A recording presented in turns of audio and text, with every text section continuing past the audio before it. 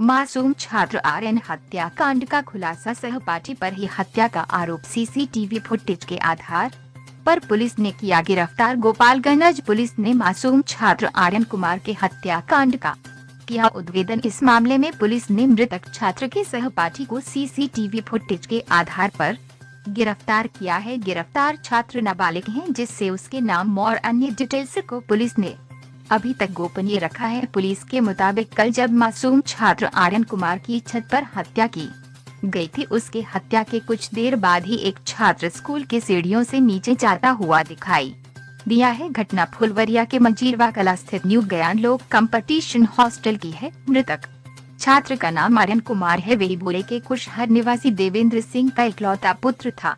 SP स्वर्ण प्रभात ने बताया कि कल शनिवार की सुबह पुलिस को सूचना मिली कि न्यू ज्ञान लोक कंपटीशन हॉस्टल में 8 वर्षीय मासूम छात्र आर्यन कुमार के सिर में गंभीर चोट लगी है। उसके गले पर भी चोट के निशान थे और आसपास खून बिखरा हुआ था। एसपी ने बताया कि मामले को हत्याकांड से जोड़ते हुए पूरे स्कूल के उस परिसर को सील कर दिया गया था। सीसीटीवी फुटेज के आधार पर आरोपियों की पहचान करने की कोशिश की गई। इसके अलावा पटना से 2 स्क्वाड की टीम और मुजफ्फरपुर से फैसल की टीम को भी बुलाया गया था। एसपी ने बताया कि सीसीटीवी फुटेज में छात्र आर्यन कुमार क्लास के दौरान छत की सीढ़ियों पर जाते हुए दिखाई दिया। उसी फुटेज में 10 मिनट बाद ही एक और छात्र सीढ़ियों पर ऊपर जाते हुए दिखाई दिया, लेकिन बाद में सिर्फ सीढ़ियों से एक छात्र के वापस लौटने का फुटेज सामने आया, जिसके आधार पर पुलिस ने छात्र को गिरफ्तार किया। उससे सख्ती से पूछताछ में नाबालिग आरोपी ने अपनी घटना में संलिप्तता स्वीकार कर ली है। पुलिस ने आरोपी के खून से सने कपड़े को भी जब्त कर लिया है।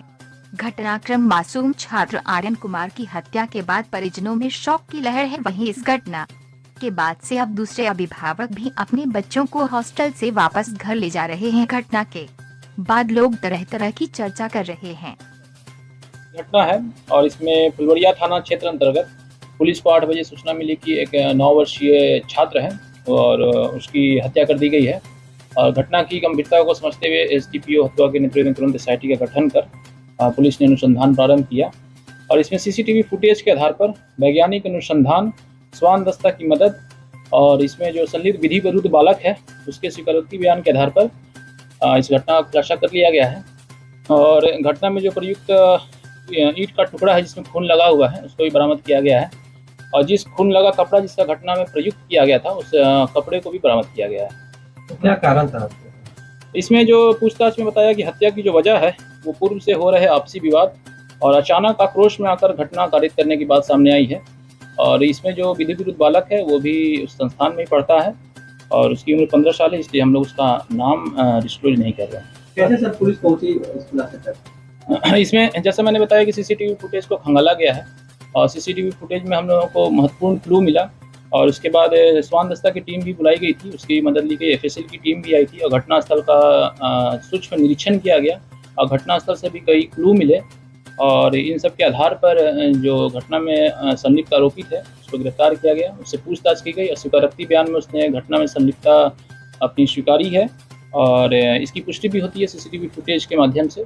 और ये एकमात्र संलिप्त आरोपी है और इसके पास से ही जो घटना में प्रयुक्त जो कपड़ा था जिससे गला दबाकर जिससे हत्या की गई थी उस कपड़े को भी इससे के पास से जब्त किया गया है। और इस प्रकार पूरे एविडेंस के साथ, पूरे साक्ष्य के साथ जेजे बोर्ड के सामने आरोपित को अग्रसारित किया जा रहा है और न्यायालय के सामने सभी साक्ष्य प्रस्तुत किए जाएंगे। नाबालिग है तो क्या हत्या का मामला चलेगा? इसमें जेजे बोर्ड के सामने किशोर नायक बोर्ड के सामने उपस्थापन कराया जाएगा और आगे न्यायालय क्या निर्णय लेती है इसको आगे देखते हैं। सर, घटना के बाद से कुछ लोगों के द्वारा स्कूल में तोड़फोड़ किया गया पुलिस के साथ और बता रहे हैं कि ये पहले से भी 2-4 बार इनके बीच में लड़ाई झगड़ा हुआ था और अचानक से आक्रोश में आकर इस तरह की घटना कर दी गई है और इसकी पुष्टि भी होती है सीसीटीवी फुटेज से। घटनास्थल पर जो साक्ष्य मिले हैं अकेले किए हैं। ईंट से 3 जख्म किए गए हैं, ललाट पर, नाक पर और चेहरे पर। और उसके बाद एक कपड़ा है, कपड़े से उसकी गला दबाकर हत्या कर दी गई थी और इतनी बात की पुष्टि हो रही है घटनास्थल से और स्वीकारोक्ति बयान से। सभी चीज़ों को जब्त किया गया है और माननीय न्यायालय में इसको प्रदर्शन के रूप में प्रस्तुत किया पहले जाएगा। उसको जहाँ दबाया गया था या फिर पहले उसको ईंट से घायल किया गया है और उसके बाद गला दबाने की बात सामने आई है, जैसा स्वीकारोक्ति बयान में बताया लड़के ने।